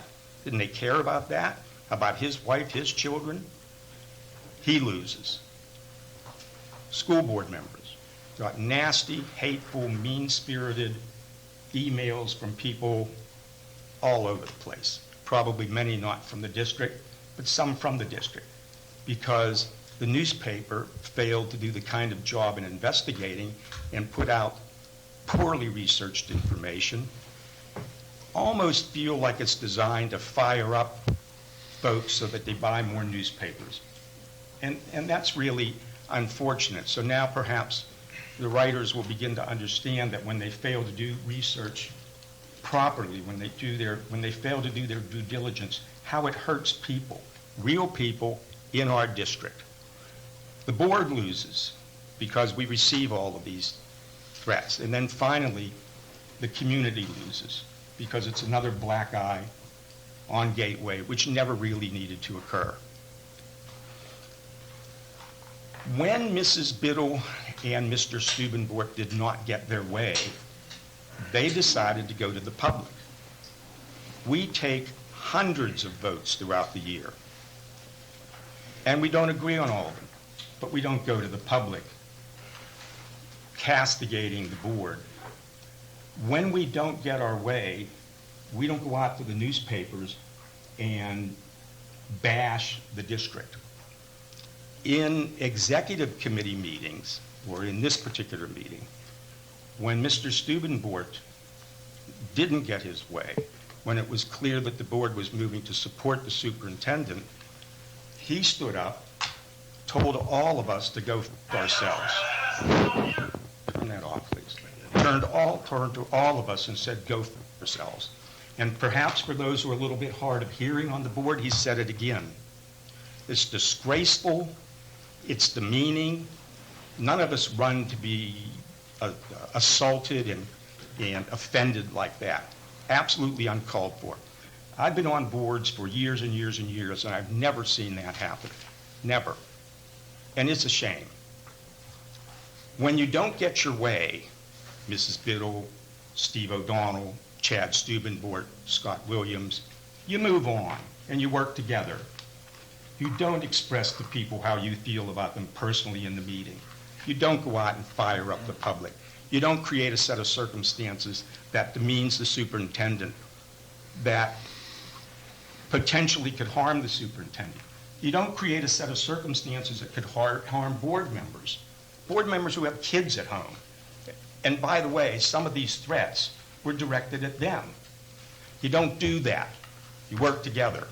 You don't use situations like this to advance your political career. You don't use situations like this to steal money from the Gateway School District. You don't do that. It's shameful behavior. And it's the kind of behavior that resulted in the motion to censure. I hope you take that seriously, Chad. I, like you, I've said to you on any number of occasions, 2 or 3, I've sort of laid out my thoughts about what might help you. And I understand advice is, worth what you pay for it. You're not paying for it, and perhaps you consider it worthless. I hope you take just the mere fact that a censure was placed on the table against you and understand what was being said. That's all, Mr. President. Thank you. Ms. Byrne? Yes, I would like to thank Rabbi Shapiro and the Jewish Center of Monroeville for their very generous donation to Teachers' Treasures. We will definitely put it to good use. We are always in need of toiletries, and there's always a certain grouping of kids' clothes that we're in need of. So I really appreciate it, and thank you also from the district for that. And then finally, I'm excited to see a Duquesne University student teacher on our agenda. It's exciting since I'm a current Duquesne Law student. And that's all I have tonight. Thank you. Thank you. Mr. Ritter? Sure, I have 16 things. No. Just kidding. 15. All right, so a couple operational things. Let me bring up my minutes here. 4 school board seats will be opened up for the fall election, and so we're looking for volunteers that would like to step forward and serve the community. Now, it's an unpaid position. About the best you get out of it is some water and some chocolate. That's it. We don't get paid for this. That's every other month, too. Right. We do it out of the goodness of our hearts. So if you'd like to volunteer, there are certain hoops that you have to jump through, and the head of the Democratic Committee and the head of the Republican Committee are easily contacted. Look them up in the phone book and get in touch with them. You have to file petitions, which means you have to go around and get some signatures. There are certain steps, and that begins on February 14th, which is coming up in about a week. So if you're considering running, the process is make your decision, get in touch with whoever can help you do this, fill out all the paperwork, and then the petition period closes March 7th. So you have a very small window to make this decision to serve the community. And then you'll be on the primary ballot, which will be May 16th. And then if you win, you get to go to the November election, and then you get to take one of the 4 seats that are opening up. So that's number 1. Number 2, if you'd like to invest a few hours helping to clean up the Gateway Middle School track, has a bunch of growth that usually encroaches on the track area, makes it a bit slick. We did this last year. I talked to Mr. Brown. He thought it was a terrific idea. Went up with some professional landscapers and arborists. We cleaned that place out. It looks really sharp, and then it grew back again. So in the wintertime, it's much, much easier to tackle. So if you'd like to come and volunteer, just send me an email. Go out to the Gateway website, send me an email.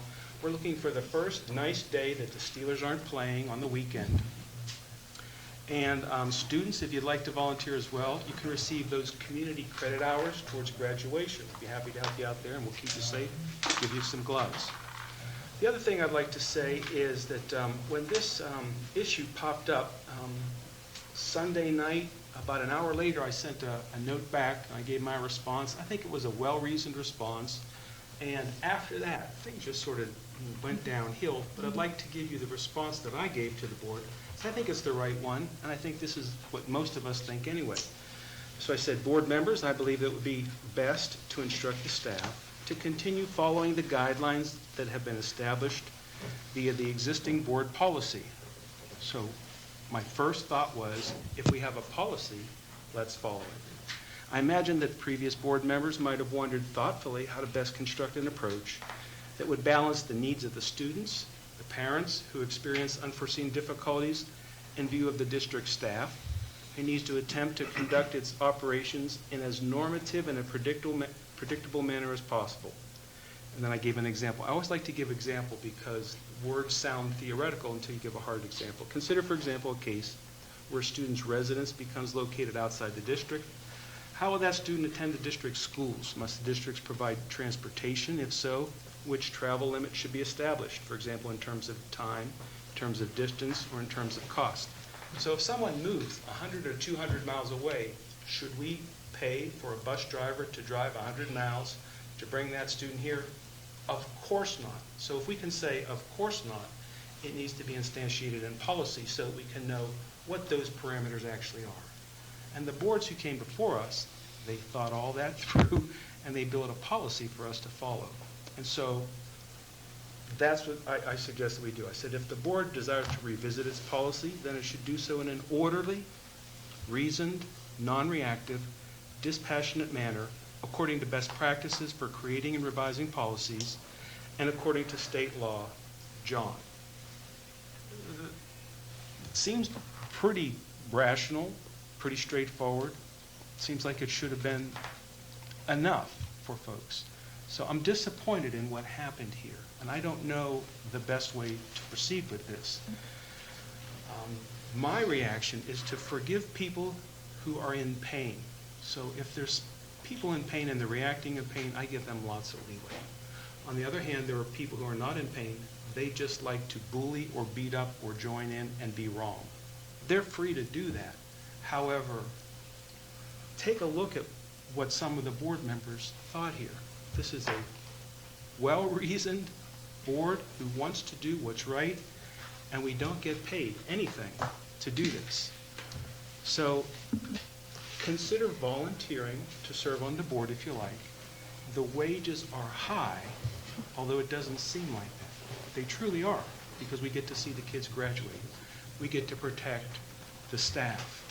We get to come up with policies that work. And so thank you very much for allowing me to unload a little bit like this. I appreciate that. Well, thank you, John. Chad? Had a little bit of time to gather some thoughts. Oh, one more thing. You know, I wasn't going to bring this up. I said a moment ago, I love to coach diving, and I do. The current coach was someone I coached years ago, and now he's the coach. That's wonderful. But I'd love to be out there on the deck, but I can't do it until this board votes to allow me to have contact with students. And so I didn't ask for any favors. I didn't ask to jump ahead. I didn't ask for a special vote tonight. I have to wait 2 weeks to get on the deck to work with these kids. Now, when I did this earlier, I went to the coach and I coached some of the kids under the aegis, as a volunteer under the head coach. And that year, our students took second, third, and fourth in whip eels diving. That had never done before. So I'm a very good coach. And I'd love to get on the deck and help these kids, but I won't do it because our policy says we must wait for the proper order to occur. So what I'm saying is, I don't just jump out and start cleaning up the track. I don't walk onto the deck because I have some credentials. I follow the policies, whether I like it or not, and I expect others to follow the policies, whether they like it or not. That's the correct way to create a cogent method of operation for the school district. And I know the board members know that. And I appreciate that in them. So that's all I really have to say. Just before we go, what was your best dive? I would say back 2.5, twisting 1.5, 3 meter. That's what I thought. It is just That's what I thought. Can you still do that? Yes, at Slippery Rock, the gymnastics team, and they were really good, they would come in to watch this because it is a work of art to put all these pieces together so that they could take that back to the gymnastics floor and use some of the techniques. But it's a beautiful, beautiful dive. It's our pool. You asked me if I could do it? I could. I have to You're work out, claiming- and I don't want to do that. You're claiming that you're a work of art. Triple Lindy. No, it really is. Okay, It's a good. beautiful thing to watch. Mr. Ritter, is our pool deep enough to do that? Yes. Okay. Mr. Stoomport. Thank you, Scott. so I'll actually be brief, surprisingly. I did want to address a few issues that were brought up, and others I'll allow for my attorney to deal with. The first one that was said by Mr. O'Donnell about political gain, and I spoke my mind to the press, which I never did say anything derogatory or bashed anybody, that I spoke my mind to the press for political gains. If anyone's ever read the Times Express, you'll see my name in there often. I talk to the press on a very frequent basis, whether I'm in the majority or in the minority, or even about issues completely separate from school board. So I don't really know what to say about that one. The political spin that I see is you're attacking someone that is possibly running for mayor, and someone else that you supported with $8,000 personally is also running for mayor. So maybe attacking me publicly was one way to do so. I've said this from the get-go. The decision I made was above politics, was above policy. We can agree to disagree. I sent out an email, I'm not going to read it, but saying we agree to disagree, let's move forward from this. You know, I do not hold grudges. I believe there's a right decision and a wrong decision, as most of you did as well, I'm sure.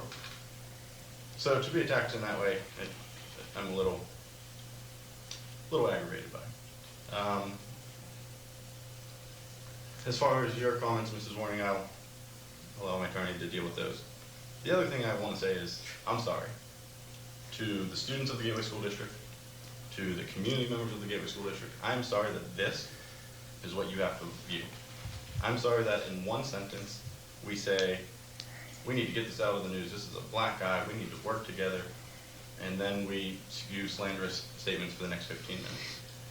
I'm sorry that we are representing an educational institution and we are asking for censorship when nothing was said that was false, when nothing that was said was slanderous or libelous towards anybody. So to the students that we represent, I'm sorry. To the tons of people that have reached out, if you believe I made the wrong decision, that's okay. We're not all going to make the right decisions. We're not all going to agree with people on decisions.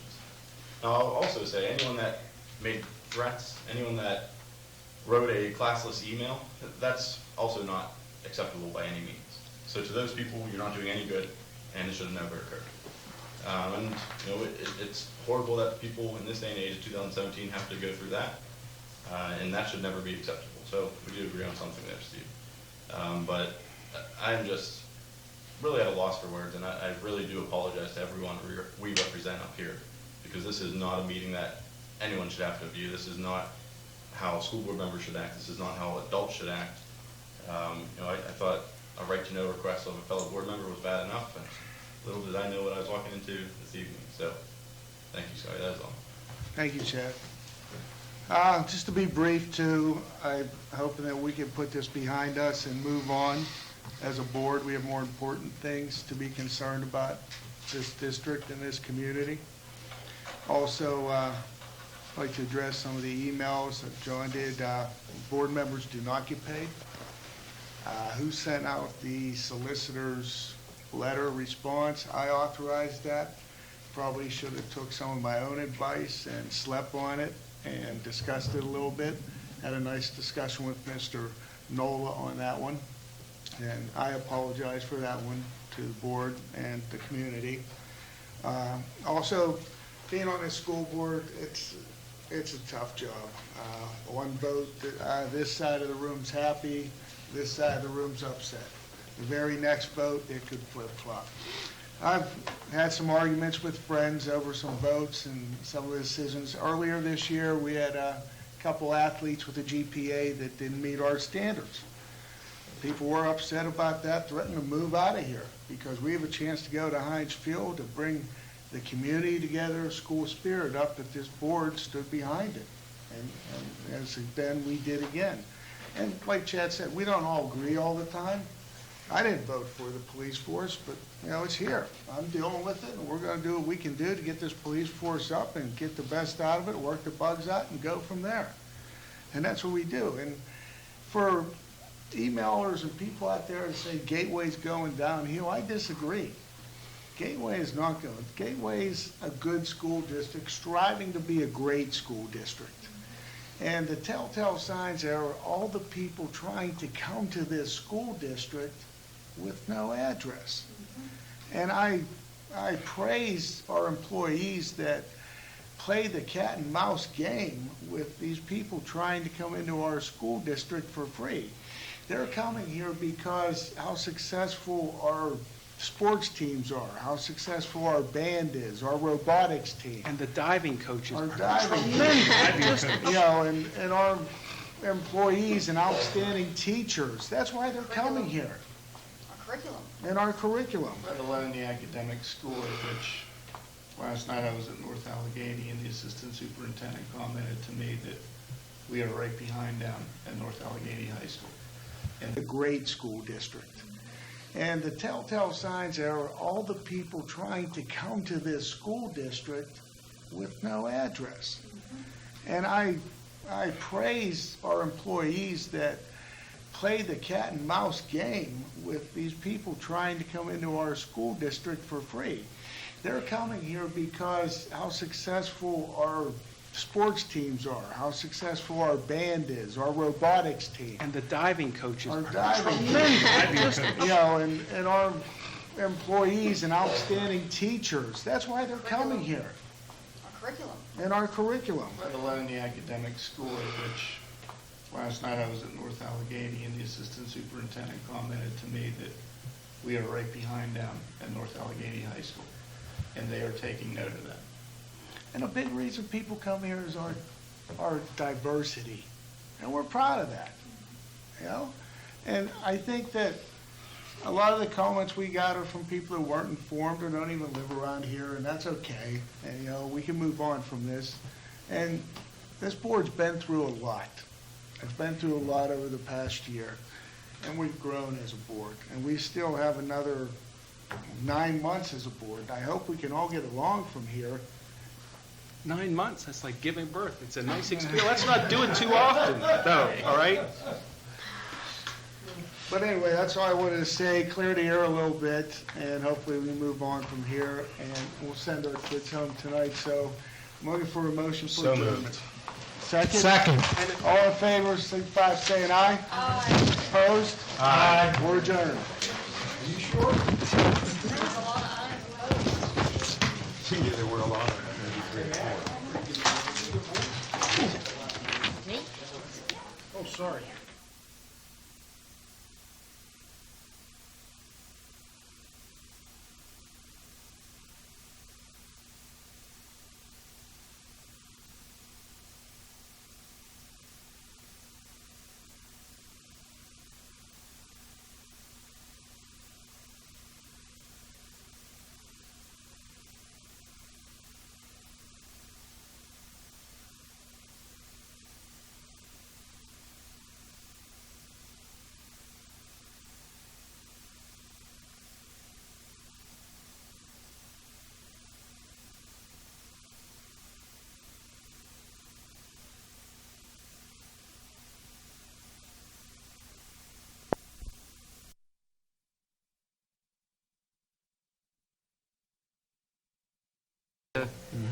Their PTO meetings. I haven't hit yet, so I'm